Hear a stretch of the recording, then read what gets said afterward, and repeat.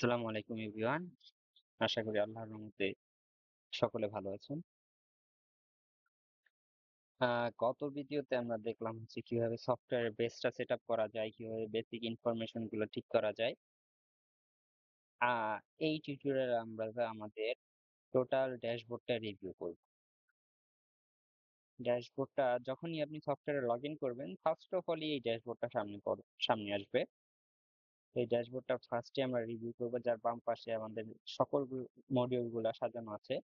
এবং এখানে একটা বাটন আছে যেটাতে যদি আপনি ক্লিক করেন সফটওয়্যারটা ফুল স্ক্রিনে নিবে এবং এই নেভিগেশন বার বা মডিউল গুলো আইকন আকারে শো করবে। যখনই আপনি মাউস রাখবেন তখন এগুলো আবার শো করবে। আবার যখন এটাতে ক্লিক করবেন তখন আবার আগের মতো ফিক্সড হয়ে যাবে এই বাটনটা। তারপর এখানে তো শো করতেছে হচ্ছে আপনার প্রতিষ্ঠানের লোগো, নাম, ঠিকানা, নাম্বার। এখানে সেশনটা করতেছে, এখানে আছে একটা শর্টকাট বাটন।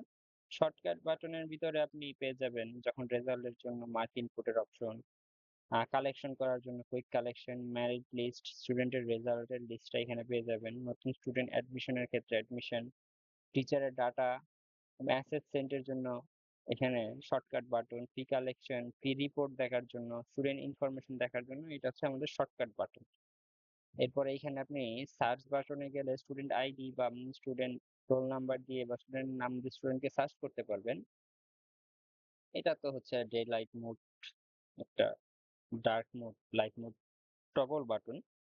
এটাতে ক্লিক করলে পুরো সফটওয়্যারটা ফুল স্ক্রিনে চলে আসে, আবার ক্লিক করলে আবার আগের মতো হয়ে যায়।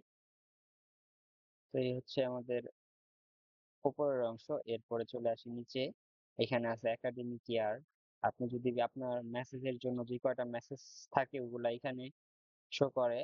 মাস্কিং মেসেজ, নন মাস্কিং মেসেজ। এটা হচ্ছে নন মাস্কিং মেসেজ, এটা হচ্ছে মাস্কিং মেসেজ। এই দুইটা মেসেজের মধ্যে কিছু তফাৎ আছে। নন মাস্কিং মেসেজ হচ্ছে আপনি যখন মেসেজ পারচেজ করবেন তখন এটা হচ্ছে মেসেজটা যখন সেন্ড করবেন তখন একটা নাম্বার থেকে মেসেজটা যাবে। আর মাস্কিং মেসেজ হচ্ছে যখন এই মেসেজটা সেন্ড করবেন তখন এটা আপনার প্রতিষ্ঠানের নাম থেকে যাবে। দুইটা মেসেজের রেটও আলাদা। মাস্কিং মেসেজটার ক্ষেত্রে এটা বিটিআরসি থেকে অনুমোদন নিতে হয়, যার জন্য এটা সচরাচর এতটা ব্যবহার হয় না, কারণ এটার রেটও একটু বেশি থাকে। আর নন মাস্কিং মেসেজটাই সবচেয়ে বেশি ব্যবহার হয়। এরপরে চলে আসি, আপনি যখন কালেকশন করেন এই সফটওয়্যারের মাধ্যমে দৈনিক কালেকশন এখানে দেখতে পারবেন, weekly collection, monthly collection, yearly collection দেখা যায়। এরপরে নিচে চলে আসে আপনার টোটাল সেকশন কয়টা, টোটাল ক্লাস কয়টা, টোটাল শিফট কয়টা। যেহেতু এটা একটা ডেমো অ্যাকাউন্ট এটাতে আমরা একটাই এখন আপাতত রাখলাম। স্টুডেন্ট মেল কয়জন, ফিমেল কয়জন, তারপরে এইচআর, আপনার টিচার কয়জন।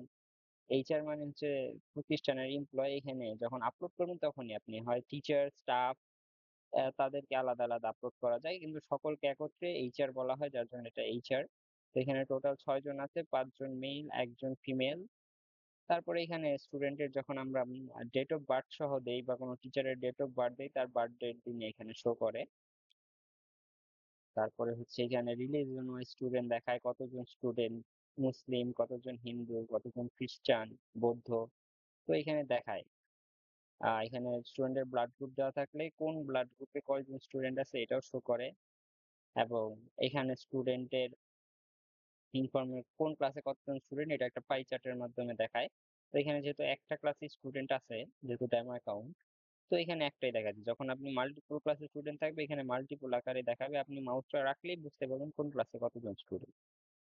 আবার এখানে সেম ওয়েতে আছে আপনার টিচারদের ইনফরমেশন গুলা, যেমন অ্যাসিস্ট্যান্ট টিচার, এটা হেড টিচার ৩ জন, অ্যাসিস্ট্যান্ট টিচার ৩ জন। এটা যেহেতু ডেমো তার জন্য এইভাবেই দেওয়া।